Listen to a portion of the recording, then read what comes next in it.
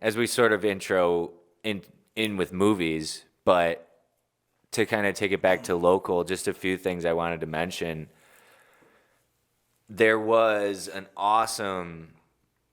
I've been complaining about not being able to go see live music amidst the pandemic, and there was an awesome virtual event here in Buffalo that probably didn't get talked about enough. And again, that's why we're here, is to sort of practice what we preach, but also talk about things that don't really get the attention they deserve. One of those things is Music is Art in Buffalo.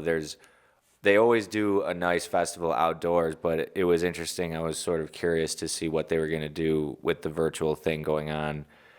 But it was awesome. They had like a website where each channel, you could go to multiple selections. I think it was miafest.org or something like that. But if you were to go to the website, they had like maybe 12 different rooms, and these rooms were actual live feeds on YouTube of stages. So there was several in these warehouses where there were artists that had made these really cool stages, and they were like they weren't bullshit little stages. Yeah, it was like legit.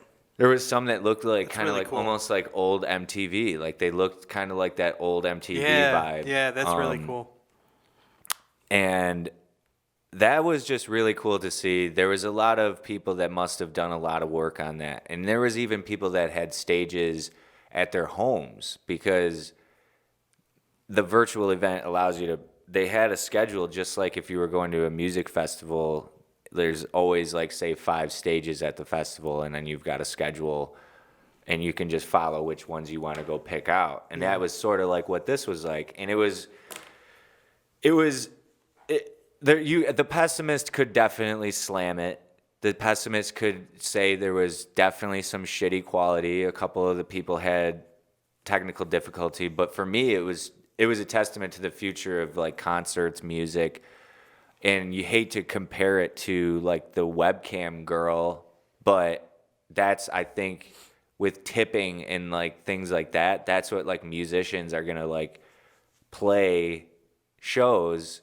And this is already happening. They're trying, but I could see it becoming more normalized in the future, where people could make some decent coin with the live streaming thing with regards to playing music. I've seen a few DJs doing it, but Well, at the Browns game and the Bengals game, wasn't there like 6,000 people there? They were allowing some people there. yeah, it's a little confusing. Some states are allowed to have people there and some aren't. I think a fight broke out. There was like a fight in the crowd. I actually didn't watch that because I was watching the Celtics, but It was a pretty decent game, dude. I mean, obviously, the Browns won, but it was kind of funny, like, because of how bad they were in the first game. yeah. They felt like, I don't know, they felt like a good team, but it was still kind of wasn't that great of a game, but it was fucking sweet. Yeah, I know Joe Burrow. I like the Browns, that's why. I know Joe Burrow threw the ball 61 times, but from what I've gathered, I didn't read up too much on it. I actually have Odell Beckham in one of my fantasy leagues, but from what I heard, Baker played decently. Yeah, running back was fucking legit too. Was it? It wasn't Chubb. It was Kareem Hunt, right? Yeah. Yeah, I saw that he was doing well. He just like breaks so fast, dude. It's fucking legit. Yeah, and that's a good example of someone taking advantage of getting back into the league, because he got in trouble for getting caught, getting in that little scrap with that girl, which turned into a big deal. It got him blackballed. He was playing for the Chiefs before, Kareem Hunt. Yeah, remember that. Yeah. But yeah, that Joe Burrow kid, I say he's a kid, but really he's like a month or two younger. Don't quote me, but he's a few months younger than Josh Allen and Lamar Jackson. Like, Burrow's not a spring chicken. He's coming in at like 25, I think. Yeah. He's 24 or 25 years old. But he's definitely good. Who else is good is Gabe Davis, receiver for the Bills, probably not getting talked about enough. He was the number 13 who caught the first ball of the game. It was just a quick little out. But he being like a third or fourth option is low key a problem. And I'm just trying to get it out on the record now that I think he's going to be a real problem in this league, whether it's for the Bills long term or not. He might be a guy that ends up getting a deal somewhere else, similar to Robert Woods, who just got a deal somewhere else. He just got paid for the Rams. But Gabe Davis played at UCF and Central Florida, and a few years ago they had a Cinderella run where they went undefeated, and they had a quarterback named Mackenzie Milton. And Mackenzie Milton was a guy, he's trying to come back, but it was almost like an Alex Smith story where he's a sub 6 foot quarterback, which I always root for, having been one, somewhat of one. But I know what it's like, so I root for those guys because it's incredible. But this Mackenzie Milton was so fun to watch, and he threw such a great ball, like uncharacteristically fast for a sort of sub 6 foot white kid, similar to like a Johnny Football, but not as erratic and crazy. Really under control, and he actually had like a total disaster of a gruesome knee injury. This was, I think, 2 years ago or a year ago. But Gabe Davis, I was looking up old highlights and realized that Gabe Davis played with this kid, Mackenzie Milton, on that run. And they had a few other athletes that are still there. But it was just interesting that I remember watching Gabe Davis now in college because I was watching that quarterback. So that's exciting that he's not getting talked about probably enough. I've seen through social media, he's made it on a couple one-on-one highlights, but he's a guy, he's like 6'3". He's not little, and I think he's going to be really good. Yeah, let's definitely keep an eye out. Yeah. And keep it posted on the weekly basis. Yeah, but I wanted to shout out on that Music is Art. There's a few artists that were playing. I just wanted to give them a quick shout out if anyone ever watches this, which they will. And who knows, these people will have it on record, and when these people make it virally or non-virally and just are popular, you'll have heard it first here.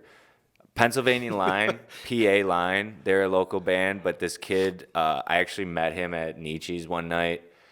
Nietzsche's, man, I haven't been there in forever. Yeah. Allen Rat's lifestyle, I used to call it when I was an Allen Rat, just hanging around Allen bars. But his name's Trevor, but he's the front of that band, and they had an awesome set. They had this kid come in on the right, or I'm sorry, older guy come in on the right, just playing some like drum like between his knees. But he was like older, and he gave it like a really cool vibe. But they have a really great sound. He's outstanding artist, but they're a little bit like Mumford and Sons. I would definitely compare. Then there was a dude and a dudette named Green Schwinn, and this guy had like a Tiny Tim style voice, like this From Christmas Carol? through the tulips. No, from Insidious. Oh my God! Okay. From Insidious. This Green Schwinn. If anybody ever finds anything, they were really talented. It was a chick playing guitar and this dude with like a red beard, and he had the craziest voice. It was really like borderline comical, but just outstanding musical work. Then there was also Sarah Elizabeth, who I believe was one of the stage creators. Like she was like the sponsor of that stage, but she was also outstanding musician. Chris Squire Band, also impressive. Never heard of them, but they were like a really cool, down to earth, almost like Dave Matthews Bandish kind of vibe, but they were awesome. And then there was a couple young dudes rapping named Mindset, and they had me cracking the fuck up. They were really good. And then two last ones, Conway the Machine, who's a Buffalo rapper.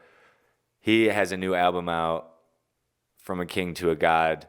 It's really good. You should check it out. It's just got a really, really... If you've ever heard anything by like Griselda Records or sort of that group, Griselda, which consists of Conway the Machine, Benny the Butcher, and West Side Gun, it's just so real, and like it's got like a almost mid 2010s kind of Kanye Jay-Z vibe to it, but with like a sprinkle of Buffalo, and it's so real and raw. But the beats on that Conway the Machine album are just fucking killer, and the bars are legit. Then lastly, I just wanted to shout out Luke Mon, who used to work as an intern with us at Bean Media. He's been doing a lot of directing of music videos, and I saw two that he did for Mile High Music.